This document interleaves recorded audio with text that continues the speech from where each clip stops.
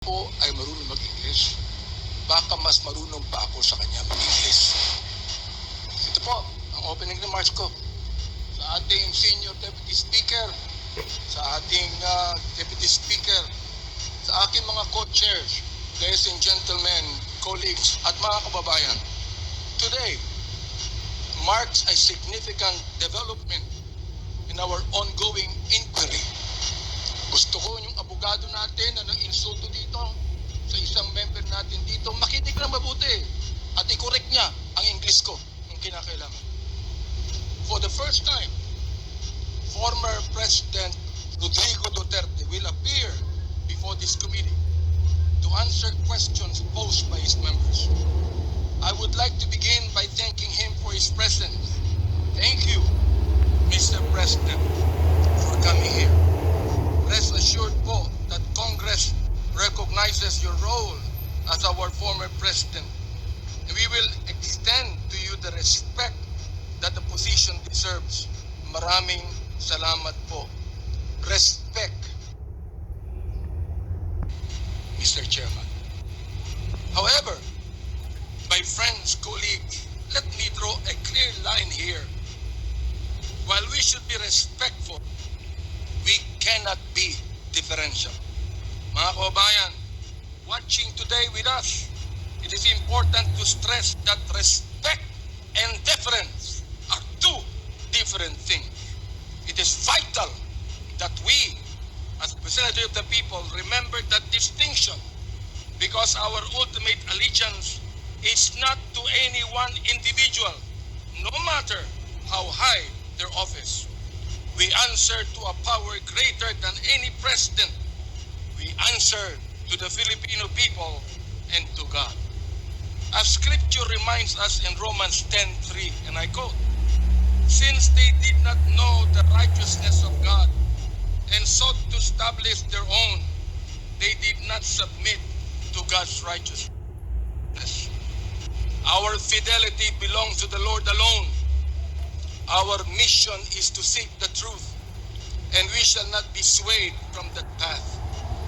As we have said time and time again, we have organized this inquiry with a solemn purpose to recommend avenues for justice to be served, seek accountability, and uncover the truth as we adhere to the rules of inquiries in aid of legislation. And inherent to this is our moral obligation to stop the vicious cycle of extrajudicial killings against our people who cannot defend themselves, to stop the blatant violations of our Constitution and our laws by scheming individuals and criminal syndicates, and to abate the social menace of illegal drugs. It is our sincere hope that the former president's presence here today will aid this objective, not hinder it. Today, we ask everyone here, including the former president, to speak openly and honestly, as this inquiry's goal is not to cast blame for its own sake, but to serve the cause of justice. Mr. Chairman, marahil po, hindi na ako nakikilala ng ating former president. Magpapakilala po muli ako. Mr. President, ako po si Bishop Benny Abante, ang Pangulo ng Bible Believers League for Morality and Democracy, na mayroong 6,000 churches sa buong mundo. Kung naalala niyo, Mr. President, bago kayo tumakbo and you were still deciding to run, I was invited by a common friend to meet with you. And we did at the Fairmont Hotel in Makati. I hope that you would remember that. With me are two pastors, and we prayed together. I prayed for you, asking the Lord to give you the right decision to run for the presidency. I do not know you from Adam, Mr. President, but I believe in your cause. I believe in your plan. And because of this, Mr. President, I work hard to campaign for you.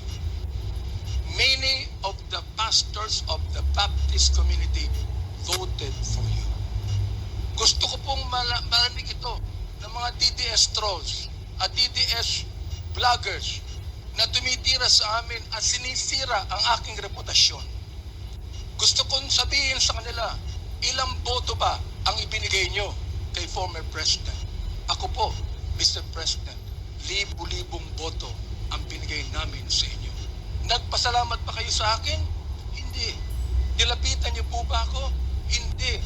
Mabuti pa, Senator Bongo, Mr. President, nagpunta sa aking simbahan at nagpasalamat sapagkat sinuportahan namin kayo at siya, Mr. President. Now, gusto kong sabihin po dito sa Quadcom na ito, ako ba'y lumapit sa inyo para humingi ng pabor? Hindi po. Ako ba'y lumapit sa inyo para magrekomenda ng justice, magrekomenda ng general, magrekomenda ng cabinet secretary? Hindi po. Hindi ako nagpunta ng Malacanang nung kayo nanunungkulan sa loob ng 6 na taon. Isang beses lang.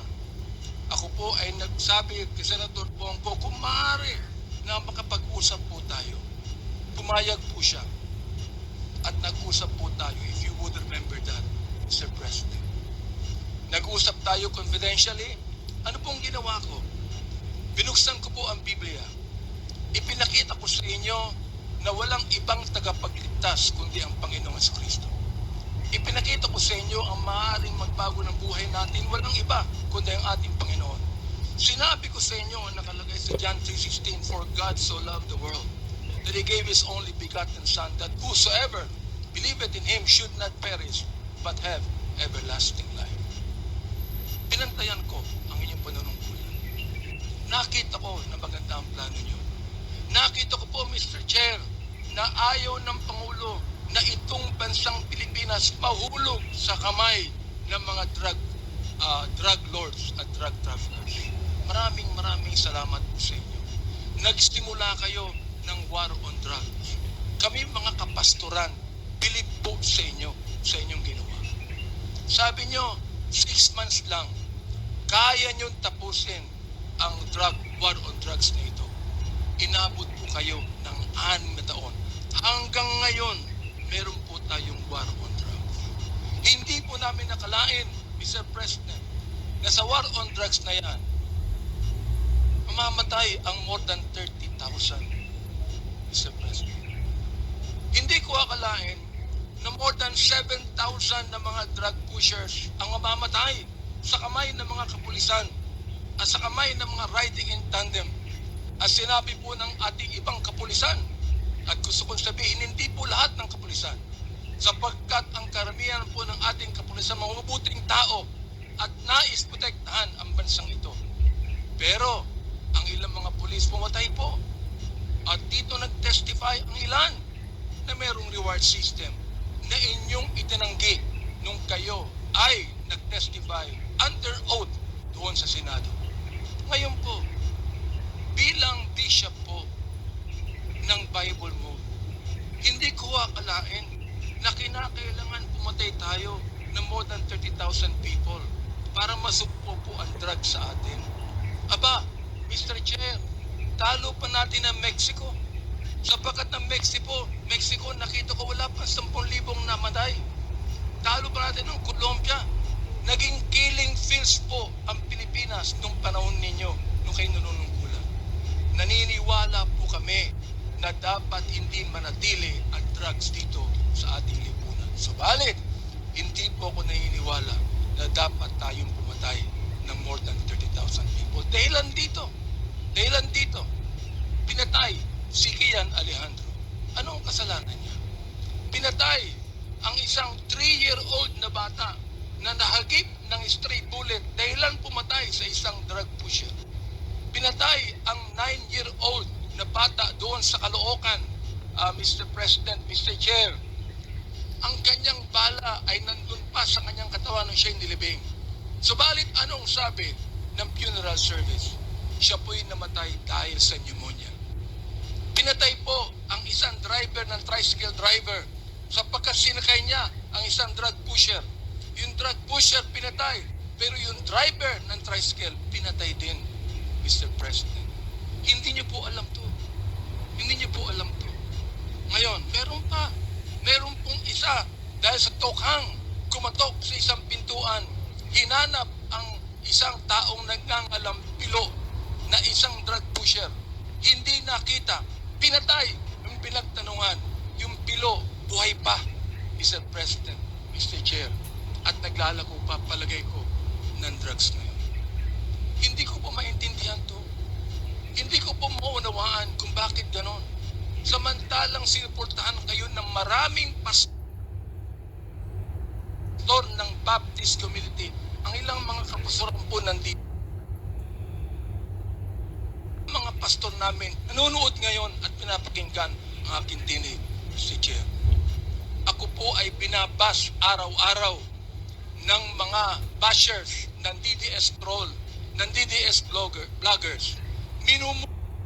Itong taong ito, sinisira ang aking reputasyon. Minumura po ako ng inyong pagmumura, Mr. President. Hindi ko akalain kung bakit gawin nila yan. Ang tanong ko, ilang boto ba ang ibinigay ng mga DDS vloggers sa inyo? Gusto kong sabihin sa inyo, I can testify on this, na libu-libong boto ang nakuha nyo sa Baptist community at hindi ako humiling ng anumang pabor sa inyo, Mr. President. In fact, kung naalala nyo, Mr. President, sinabong ko na aming selebrasyon ng National Baptist Day, Mr. President. Mga babura, pinagbigyan po namin kayo dahil kayo ang Pangulo at dapat na respeto, Mr. President. Andito ho ako, nakaupo sa harapan niyo. Nagpapasalamat sa pagkakataong ito na masabi ko ng buong katapatan sa inyo ang ginawa ng pastoran ng Bible po. Nung akin pong